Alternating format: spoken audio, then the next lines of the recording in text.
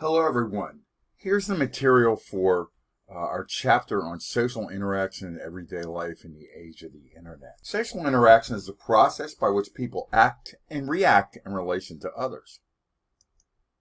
A social status, which you'll need to review in detail because it's an important concept for us today, is a social position that a person holds, generally referred to also as prestige. And a status set is all the statuses a person holds at any given time. These change over life. There are two kinds of status we need to focus on. An ascribed status, a social position a person receives at birth or takes involuntarily later in life, is a matter about which we have little choice. Examples would be sexuality, gender, race, ethnicity, age. Whereas in contrast, an achieved status is a social position a person takes on voluntarily that requires personal ability and effort. For example, high school graduate, employee, etc., college graduate. A master status is another important concept. It's a status that has special importance for social identity, often shaping a person's entire life. It can be negative as well as positive. Gender is a master status because all societies limit opportunities for women, for example, and physical disability or a disease can serve as a master status. A role is another important concept that's related to status. It's the behavior expected of someone who holds a particular status. A person holds a status and performs a role. These vary by culture. In every society, the actual role performance varies according to a person's unique personality. Some societies permit more individual expression than others, and of course this changes over time as well. A role set is a number of roles attached to a single status. It differs by society and might or might not be important to social identity. For example, think of your status as a student. Well, you take more than just this class, correct? So for each different class you take within your status, student, you perform differently for each class. You have a different set of assignments, a different set of expected behaviors. This is one good way that we can begin to think about what the relationship of role to status really means. Role conflict is a tension. That's a tension. That means tension between. Conflict among the roles connected to two or more statuses. For example, say that you've been called into work, but you have an exam tomorrow. That's an example of role conflict. You have two different statuses, student and employee. You'll have tension as their status behavior expected of each of those statuses comes in tension with each other. Role strain, on the other hand, is a concept that we use. Tension among roles connected to a single status. For example, again, let's use the example of you being a student. You have exams in 3 different classes. That's role strain. Finally, role exit is a process by which people disengage from important social roles. The process of becoming an X. Well, people can begin to doubt their ability to continue in a certain role, and X's carry with them a self-image shaped by an earlier role. X's must also build relationships with people who knew them in their earlier life. Here's an example of the relation between role and status. Please feel free to take a minute, pause this, and look at how the role sets and the status sets relate.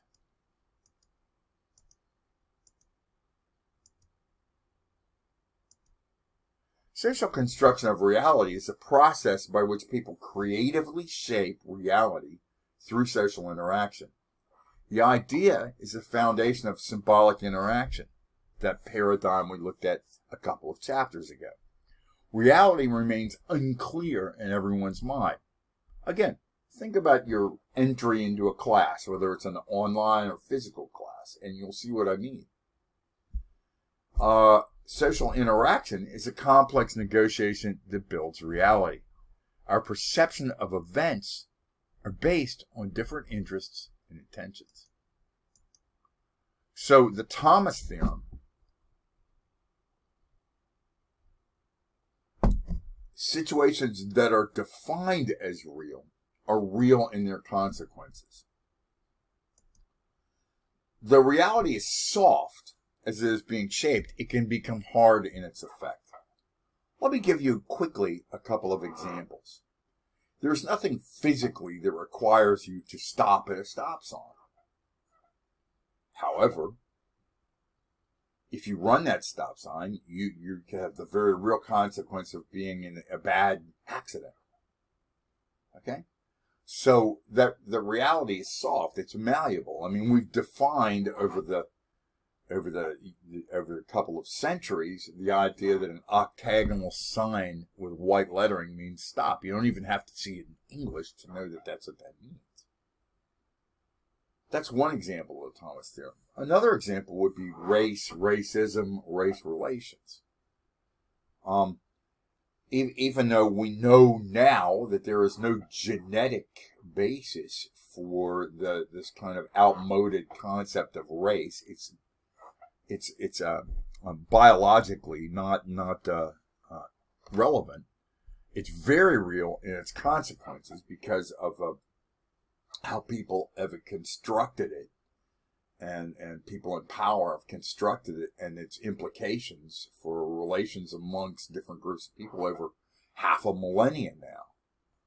So that's another example of hard effects. Sometimes we look at everyday life as it's constructed from the ground up.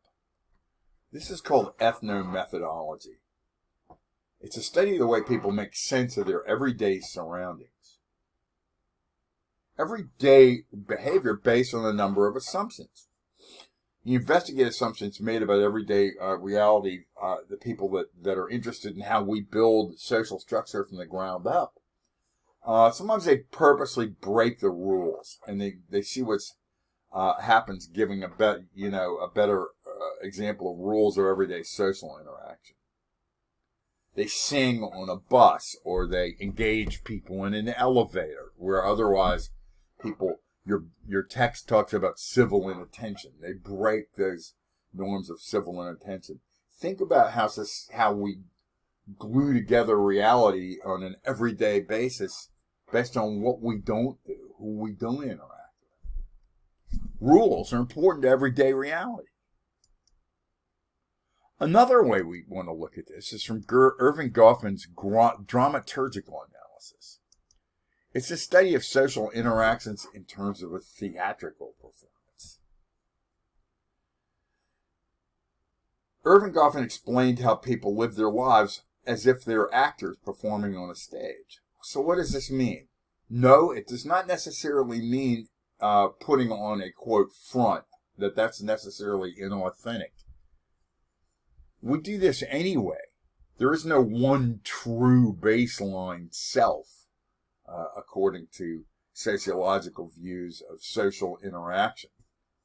We construct ourselves based on information we're getting from the environment, a person's effort to create specific impressions in the minds of others. This is called impression management, and we do it to a greater or lesser degree. So we might not do it when we're at home, but we do it in situations where it's important. Like, for example, a job interview. You're going to act differently on a job interview than you would if you're just at home talking to your sibling. Performances reveal information consciously and unconsciously. They include dress. Goffman calls this our costume. I'm wearing a t-shirt. It's warm out. Objects we carry, props. I might carry a laptop with me, or a thumb drive, for example. You carry your laptop when you physically go to a class, right? The tone of voice and the way we carry ourselves, demeanor. Hopefully this comes across unequivocally when I'm making a video. And we vary performances according to where we are. That's important. It's not necessarily an inauthentic, although it can be, performance. Often we maintain the reality through different, very much socially constructed emotional realities. Embarrassment is a discomfort after a spoiled performance, losing face. Embarrassment is an ever-present danger because idealized performances typically contain at least some, not conscious deception necessarily, but maybe unconscious. One thoughtless moment can shatter the intended impression. Think about you're on your first date, for example, with somebody you really like. Curiously, an audience often overlooks flaws in performance, allowing the actor to avoid embarrassment. This is tact, helping someone save face. Members of an audience actually help the performer to recover from a flawed performance. Tact is the ability to describe others the way they see themselves, Abraham Lincoln. Tact is common because embarrassment creates discomfort for the actor and everyone else. People who observe the awkward behavior are reminded how fragile their own performances are. And although behavior is spontaneous in some respects, it is more patterned than we like to think. We have only to look at the world of YouTube videos, TikTok, and so forth, to look at exactly how this works. Even Facebook, which is kind of now sort of the province of old people, many people present idealized versions of their worlds. They don't cover all the ups and downs of an everyday experience. You just get sort of the high points. So emotions are more commonly called feelings. What we do matters less than how we actually feel about it. Emotions seem very personal because they're inside, or we perceive them to be so. But they're really very much socially triggered through interactions. Just as society guides our behavior, it guides our emotional life. Another important component of emotions that we need to remember is they are not opposite of thoughts. This is sort of a largely discredited theory that we get from Myers-Briggs tests, which have no validity really, in psychology. But the idea that our thoughts are oppositional to feelings is just not correct. In fact, feelings are a way of selective perception. You have to feel strongly, for example, about what you major in, because you're going to be there for quite a while.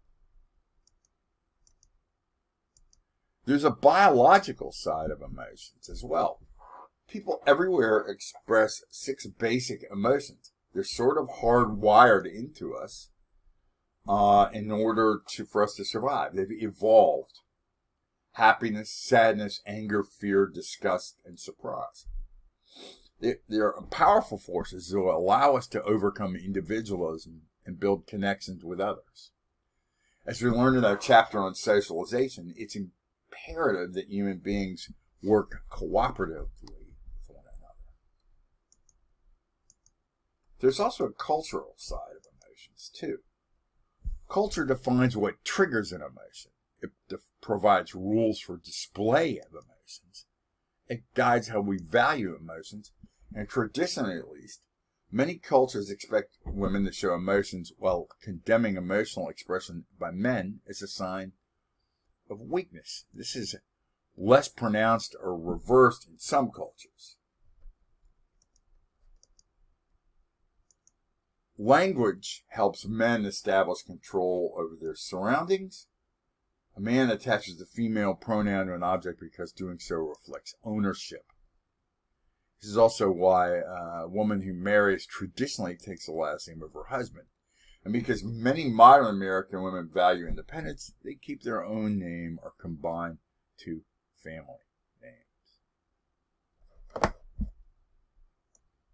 Okay, that's a brief and incomplete overview of the topics that you will review when looking at your material for the chapter on social interaction in everyday life. Think a little bit more outside of this slide presentation about how all of these aspects of interaction manifest themselves when we're looking, for example, at the way we interact on social media. Think of the differences and the similarities in everyday life that we live face to face versus this comparatively new phenomenon of social media. And by new, we're talking the past 15 years. Okay? So this will be the material that you'll need to, part of the material that you need to cover for Chapter 5.